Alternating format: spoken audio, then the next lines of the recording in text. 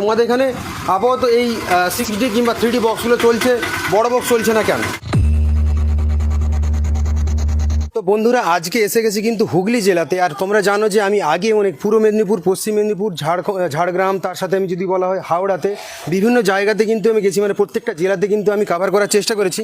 তো আজকে প্রথমবার এসেছি কিন্তু হুগলি জেলাতে। আমি হুগলি জেলাতে কিন্তু প্রথমবার এলাম ভিডিও করতে। এর আগে কিন্তু আমি একবারও এসিনি, প্রথমবার এসেছি। আর এখানে জানো যে সব জায়গাতে কিন্তু আলাদা আলাদা রকমের বক্স চলে, আর এই জায়গাতে মেনলি কিন্তু যেই সেট আপটা চলে সেটা হচ্ছে কিন্তু 3D কিংবা 4D আর 6D এরকম সেট আপগুলো চলে। তো আজকে এসেছি অনেক দূর থেকে, মানে বাড়ি থেকে হুগলি আসা মানে অনেকটাই দূর।